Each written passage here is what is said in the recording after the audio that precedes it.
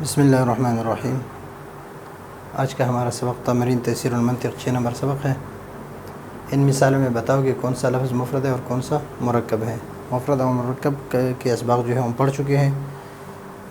مفرد اس کو کہتے ہیں کہ لفظ کے لیے جز نہ ہو، جز ہو لیکن معنی دار نہ ہو، معنی دار ہو لیکن جز لفظ جز معنی پر دلالت نہ کرتا ہو، یا جز لفظ جز معنی پر دلالت کرتا ہو لیکن وہ دلالت مقصود نہ ہو، تو یہ مفرد ہے۔ اگر جز لفظ جز معنی پر دلالت کرتا ہو اور دلالت مقصود بھی ہو تو وہ مرکب ہے۔ تو یہاں پر ہم دیکھتے ہیں یہ مفرد ہے۔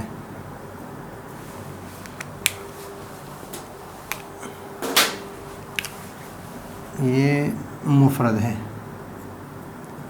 اس لیے کہ اس کے لیے جز نہیں ہے، یہ اجزاء جو ہے معنی دار نہیں ہے۔ مظفر نگر، یہ دونوں الگ الگ ہے، یہ الگ ہے، یہ الگ ہے، یہ ان دونوں کے الگ الگ معنی ہے، لیکن یہاں پر نام ہے، نام ہے تو یہ دلالت مقصود نہیں ہے، دلالت مقصود نہیں، تو یہ بھی مفرد ہے۔ عبد الرحمن،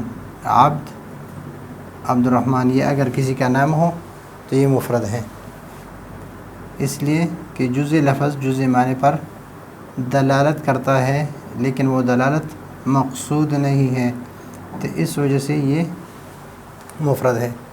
اس طرح اسلام آباد یہ بھی مفرد ہے، لیکن آپ کے ذہن میں یہ ہو کہ ہم نے نحو میں پڑھا ہے کہ نحو میں عبد الرحمن، مظفر نگر، اسلام آباد یہ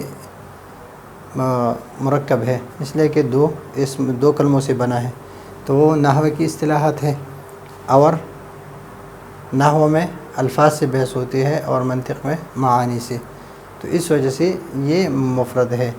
اگر جامع مسجد سے ایک خاص مسجد مراد ہو تو یہ مفرد ہے، اور اگر جامع مسجد سے مسجد کا الگ معنی مراد ہو، جامع کا الگ معنی مراد ہو، تو اس صورت میں پھر یہ مرکب ہے۔ نیت کا اعتبار ہوگا۔ ظہر ایک وقت معین ہے اور نماز ایک خاص عبادت ہے، تو یہ اپنے معنی پر خود دلالت کر دیا، اپنے معنی پر، تو یہ مرکب ہے۔